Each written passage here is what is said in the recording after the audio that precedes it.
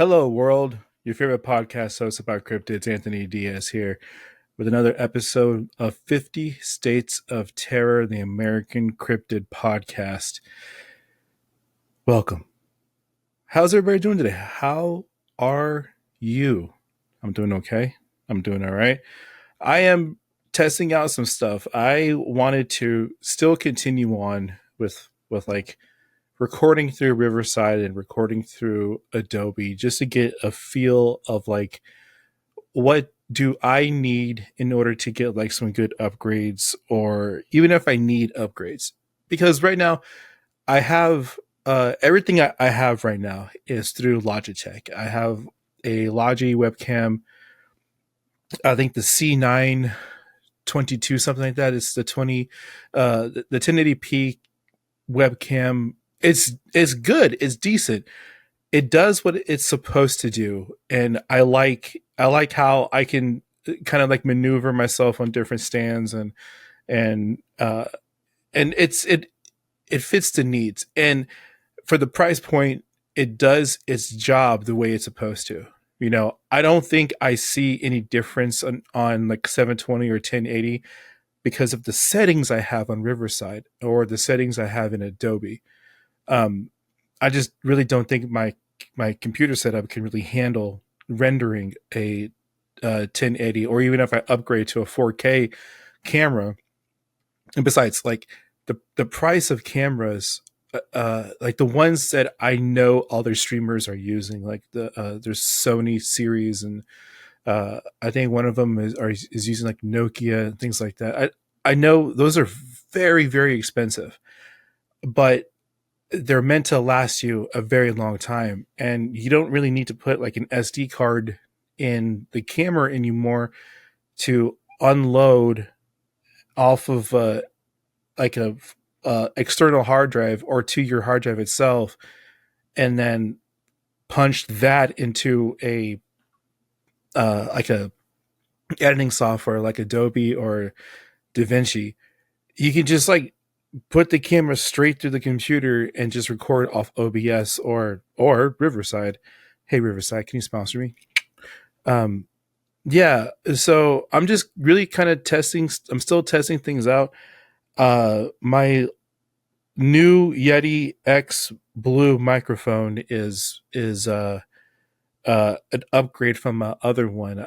I used to record off the regular Blue Yeti. This is the Blue Yeti X. I don't know, man. I'm really weird about brand loyalty. Like I literally am probably the perfect customer for a corporation.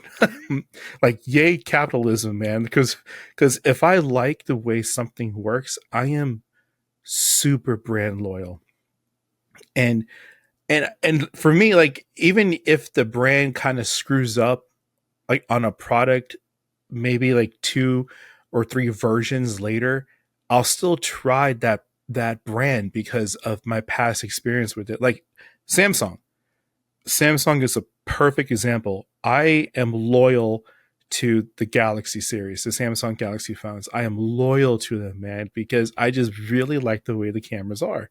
Or I mean the phones are. I really like I never wanted an Apple. I never wanted to try Google. I never wanted to try any of the other ones. The cheaper versions that may or may not be the same thing, or the way it feels the same way. But the way the Samsung Galaxy, the from the first time I had one a long time ago, I think I had the Note, the Samsung Note. I think that was the first one I ever had, and from Samsung. And since then, it was just that was it. I love those the way those feel, because to be honest, I think I've always have had Samsung phones when they were available, because I think back in back in the early 2000s, when Samsung was starting to push into the cell phone brand, I was still using a Nokia.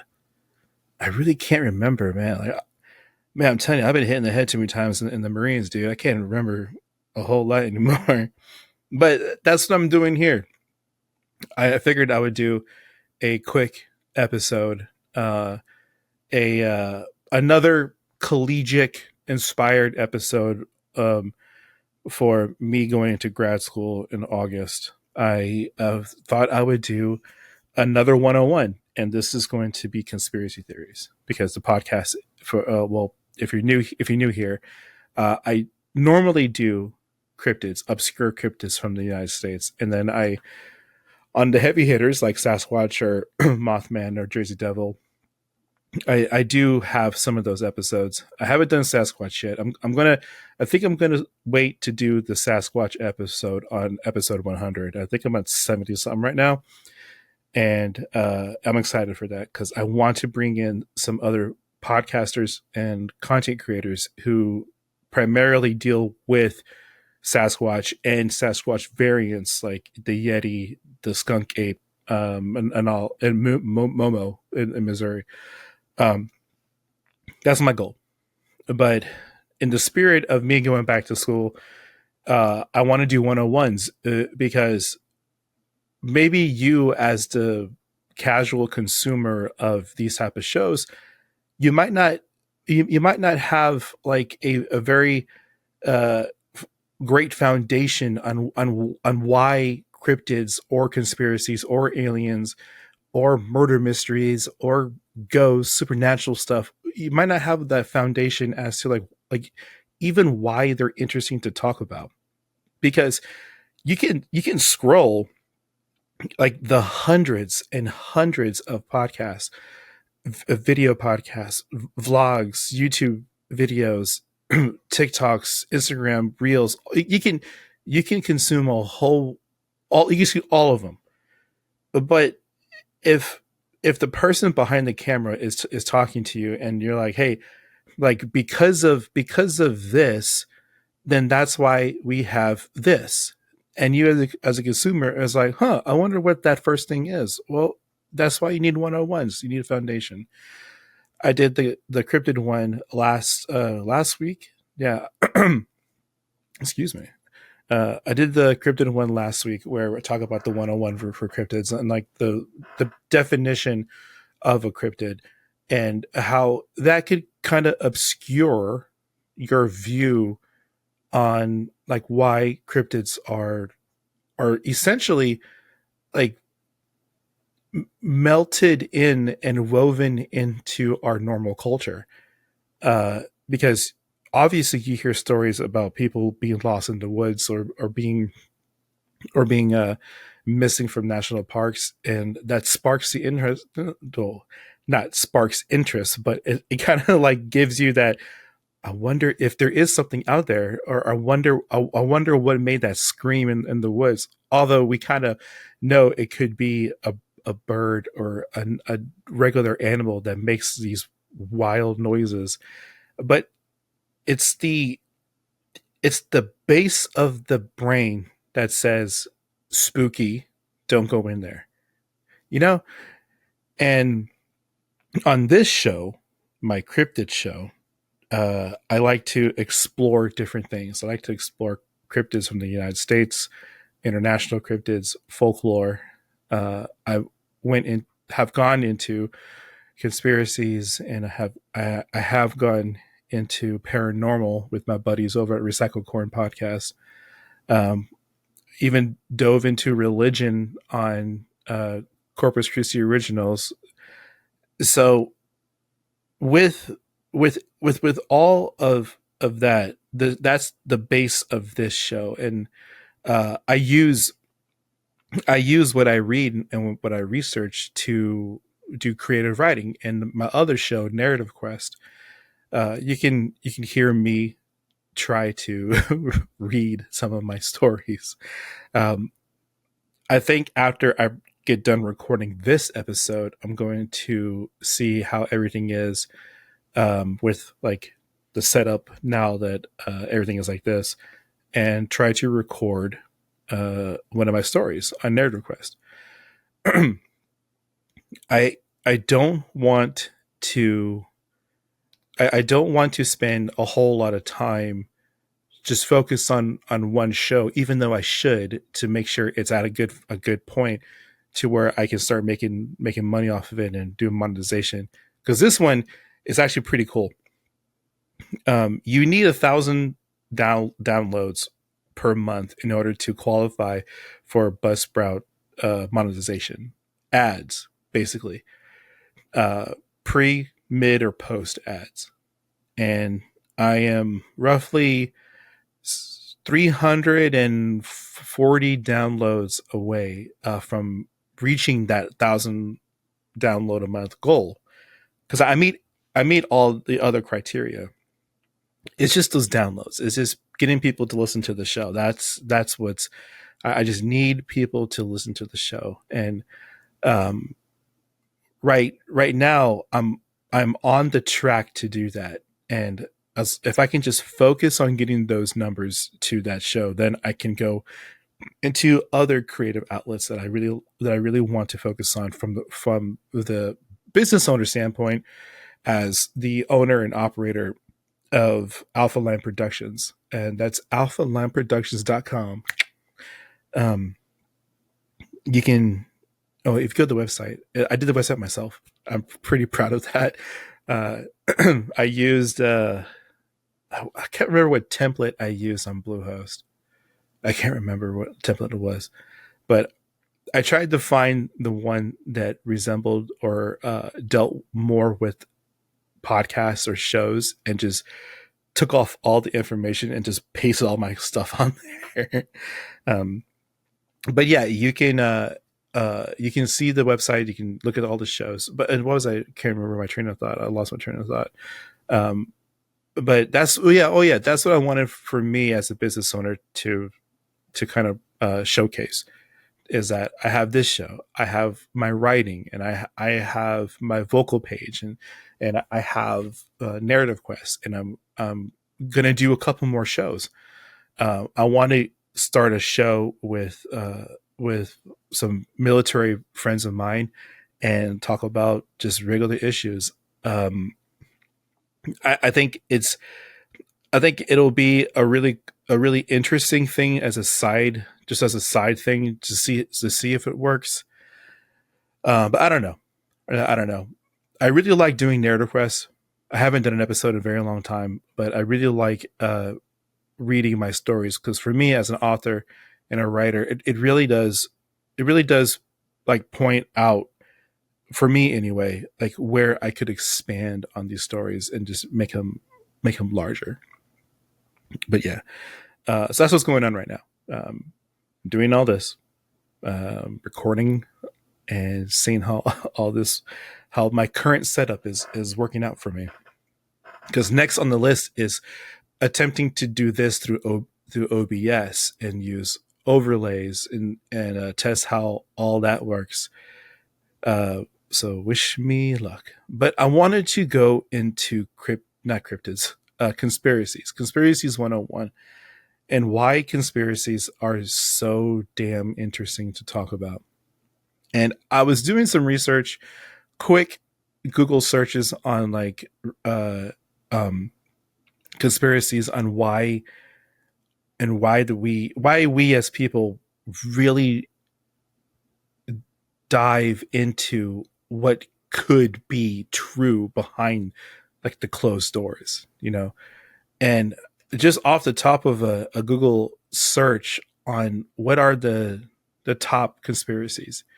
So you're probably already thinking in your head like, oh, I got the number one, and you probably are right. The number one conspiracy from Google, by the way, is the moon landing. That's the number one conspiracy. Number two is the JFK assassination, 9/11 conspiracy, flat Earth theories, Illuminati, Area 51, chemtrails, COVID, and then pyramids.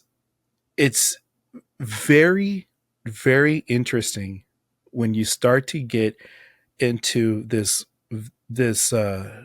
foundation of what a conspiracy is. So I think the psychology of it is, when you are presented with information or you see something for the very first time. You witness something for the very first time. You read something for the very first time. You experience something for the very first time. Your mind has to make sense of what occurred. So your own logic can dictate that. What did I just say? Dictate that A plus B must equal C, right? Event A with all of this stuff would be under B has to equal C. So when you're talking about the probably one of the best known conspiracy theories that we as Americans have experienced, talked about, there's countless episodes on many different programs about this, about the moon landing. We know that we have been on the moon, right? But I think what they're trying to debunk is the very first moon mission in 1969 with Apollo 11, because they think it was fabricated by NASA, and with like videos and pictures and with the technology that they had at the time. And Neil deGrasse Tyson has come out many times to debunk all of this stuff, but there are still people out there who believe that first attempt, the very first attempt at the moon landing in Apollo 11 was staged, and it was either famous directors or famous special effects artists were hired in from Hollywood to come in to fake this thing so that we are one step above at the time from the Cold War. Cold War? I think it was the Cold War. Yeah, I think it was the Cold War. And we are number one in space exploration, and we made it to the moon first. Okay, and the conspiracy is it was a government setup that allowed Americans believe that we were the first ones there, but because of what we saw on the television in 1969 didn't add up to what our brains would have thought should have happened. Like, there's no stars in the atmosphere on the moon, but Neil deGrasse Tyson has explained about light and exposure on the cameras and the stars and the speed of which you register all these lights, and then there are personal accounts and different things that the brain says, well, this might be true, but because I heard somebody talk about this wild thing on the background, now my mind is trying to fill in the blanks that my personal logic is saying this can't be true, right? And that's just one overall example of one of the largest conspiracies that of why people draw themselves into these things. And we all know now. Well, at least I hope everybody knows now that the moon landing was not faked. Like, they actually went there. Another big one is obviously JFK with the grassy knoll and like the magic bullet, and then 9/11 is about the government knew all along and was forced ourselves into the war. What people gravitate towards is this baseline of, okay, I know the event happened. Because I was there, I witnessed it. And the why is not matching up to the event.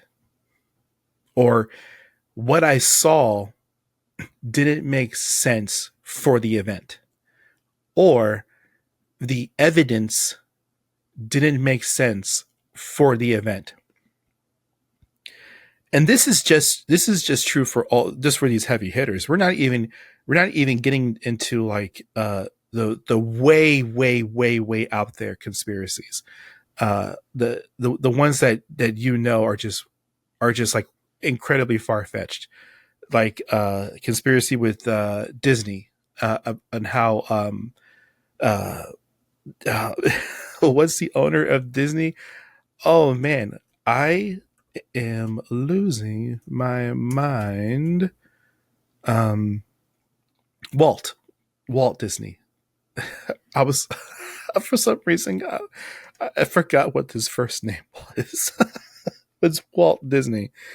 Oh man, it's been a long day. I've been writing scholarship essays for a long time. All right, anyway, uh, so how Walt Disney is fryo is cryogenically frozen in a warehouse somewhere, waiting to be thawed out. That's a far fetched one. Um, or that Terminator, the Terminator timeline and the story is written from a time traveler warning us of the current events to be true. Skynet and all that stuff. That's a great conspiracy. That's a fun one to deep dive into. What other ones is a real good one? I think let's see. That the Adventure Time cartoon is also another warning of what is to come. Because of the atomic bomb blast and the land of Ooh is us, and because of the radiation, it turns all these things like into these uh, fantastical creatures. But that just pretty much depicts the end of our existence. Um, one of my favorites is Area 51 UFO landing, and we know that multiple governments are known to have direct relationships with alien beings, and that's how we got like technology and things like that. I personally like them because that one's fun. It's just fun. It's fun to read about.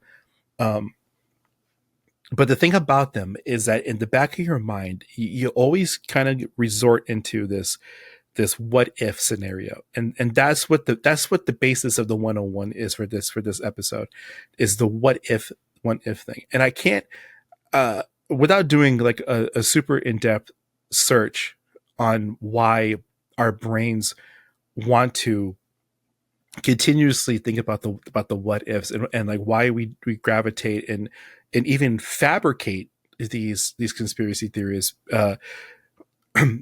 A lot of it, I think, really has to do with like pop culture and the movies and the games that we grew up watching. Um, like the big man, the man in the chair, the government official. It's the man. The man is behind everything, and it's all of this is just a tactic or a weird experiment, social experiment, or it's all done through other alien races and weird experiments to them.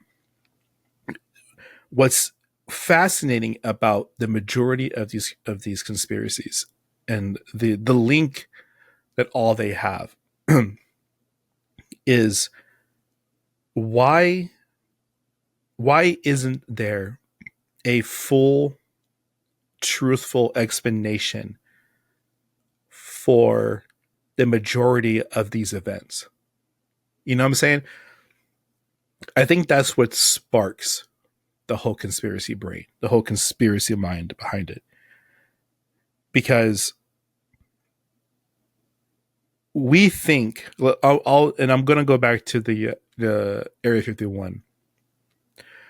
We think that a spacecraft has landed and experimented on at Area 51.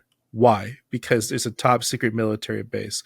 Why? Because the government believes that there's something that had to be an area that had to be uh, distinguished for top secret military experiments, flights, and other things. Why? Well, because of the war. Why? Well, because they had two conflicting point of views on, and that sparked World War One, World War Two, and different religious beliefs, and then different social economics issues, and blah blah blah blah blah. Well, because of that, because there is this top secret military base that no one can know about and no one can directly access to, that there must be something even more extra in that base. Well, how about extraterrestrial? And then and then everything starts to snowball from there. I think that's the fantastical brain in just doing its thing, you know. um I don't think that there is a a legitimate a legitimate reason as to why the brain even does this. It just happens. It may be because of our society being reluctant to what politicians, the government, the man is telling us through the many years of how information was given to us, television, radio, and now social media, and now the internet. I think we're programmed now to question everything because we know from past experiences that they lie. And because they lie a lot. And they lie a lot because they have to either get their own priorities taken care of with their own agenda, or trying to protect the people from mass hysteria, or explanation XYZ. And because we've seen movies, and because we have read books and played video games and watched the shows, our I think we are not pre-programmed, but we are, and I don't even want to say conditioned, but it kind of leads into that terminology that we are conditioned to say, no, hold on. No, no, no, no. That thing that you're doing doesn't add up the way my brain logically should add up. So therefore, and therefore, because you are of a person of power or a person above our stature, then I immediately do not believe you. And therefore, now I'm going to start to come up with these conspiracies. I think that's the baseline of how we develop and how we create these things. Now, have there been conspiracies to be proven to be true? Yes, there are a handful of them. I think the main one that pops into my head is Richard Nixon and Watergate. I think that is the number one thing that pops into at least my head about conspiracies being truthful, and that is Richard Nixon and Watergate. The government conspiracy behind that, and because it's proven to be true. A lot of times when you look at things like the moon landing, the pyramids, 9/11, COVID, and all that stuff, because there's factual baseline of evidence that suggests that, yes, in the past, the far-fetched conspiracies, some of them have a little bit of truth into them. Now the mind starts to wander, and now the mind starts to go even deeper into these conspiracy theories.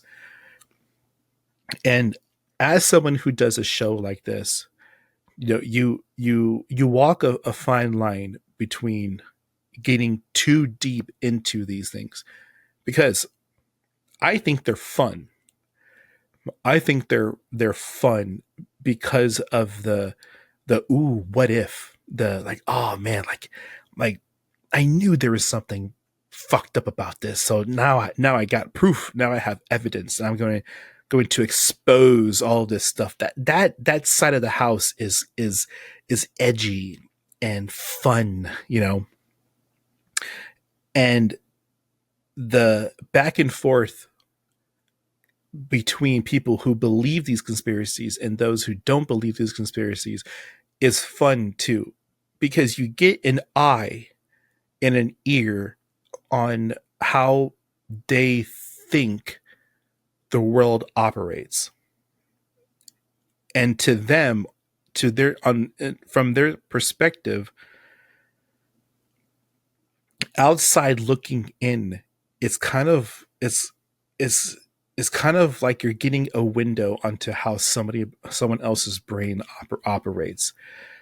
And when you come across somebody who believes everything is a conspiracy, and then you come across someone who just thinks, nah, okay, maybe one or two of these things might be true in conspiracy,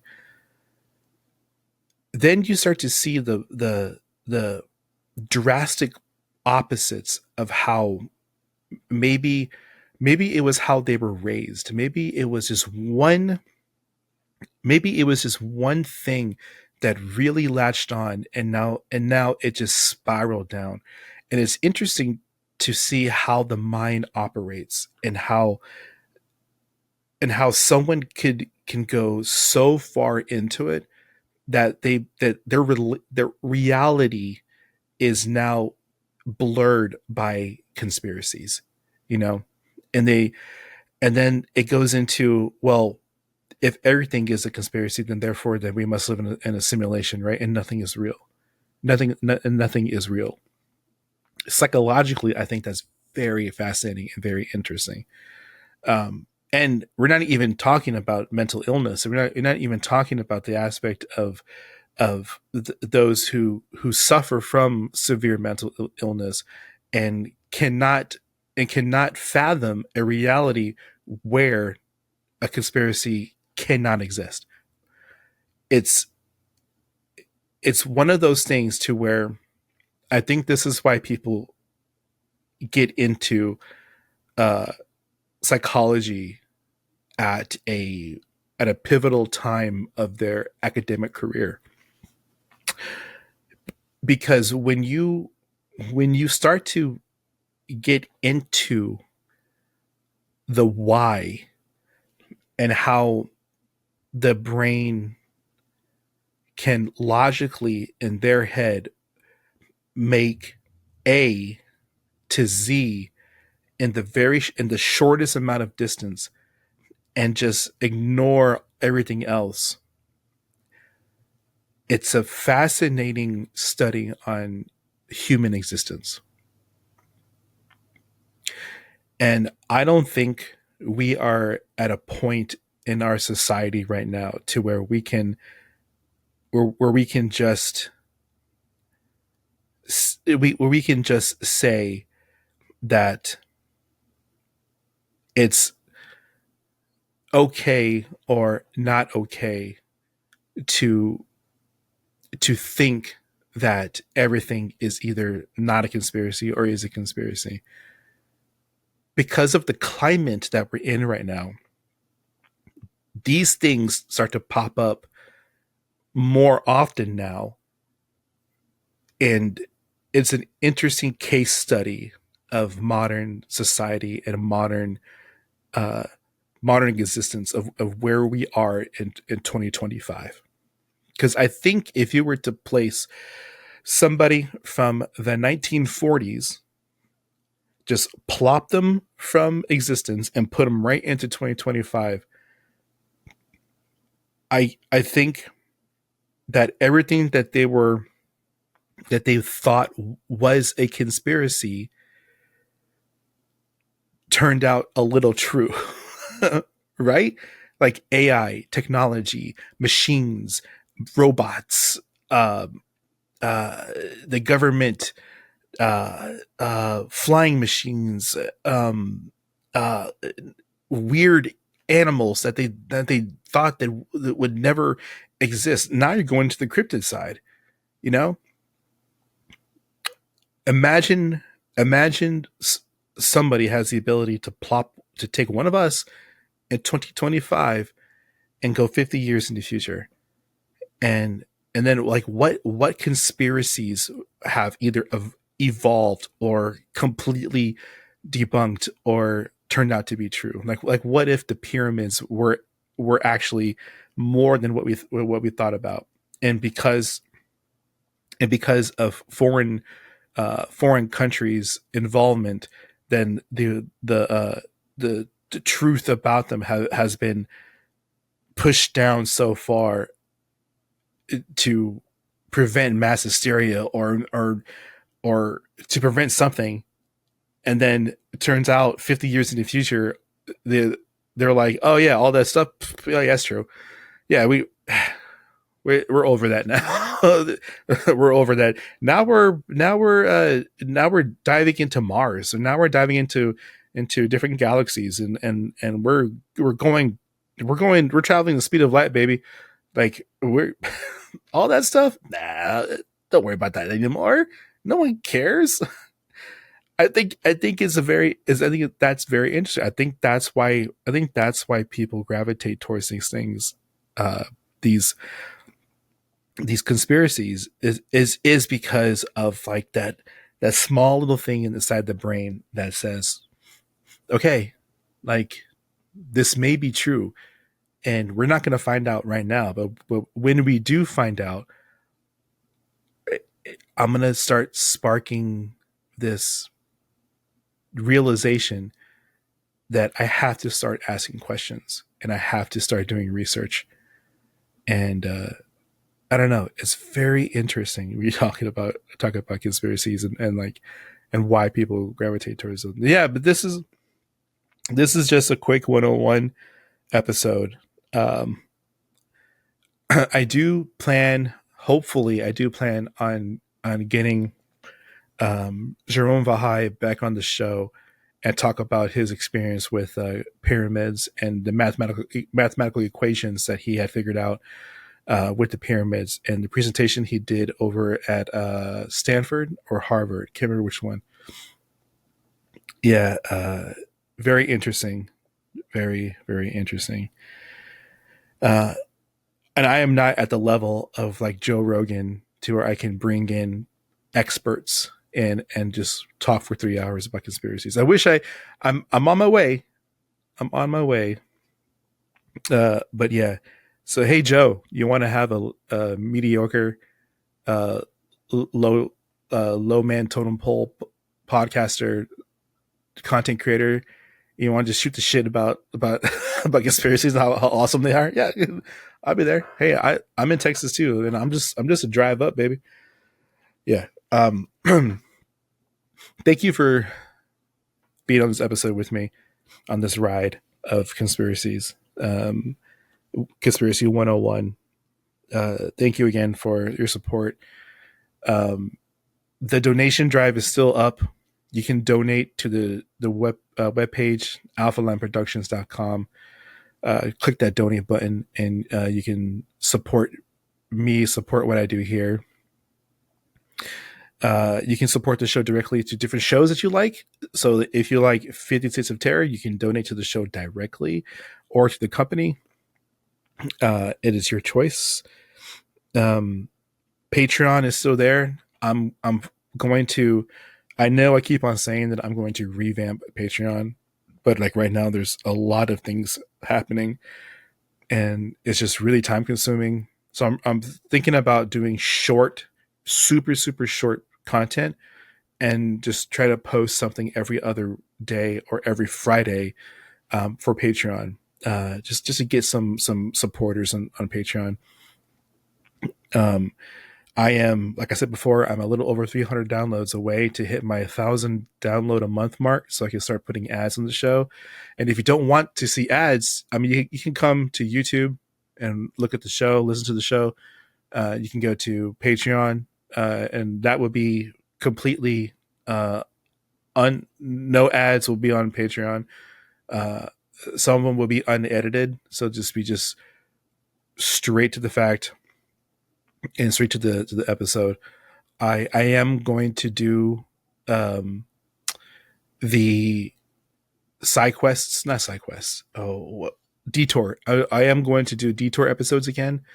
I've been just been very, very, very busy. And with everything going on with grad school now and trying to find a part-time job, uh, I think I do have the ability to get some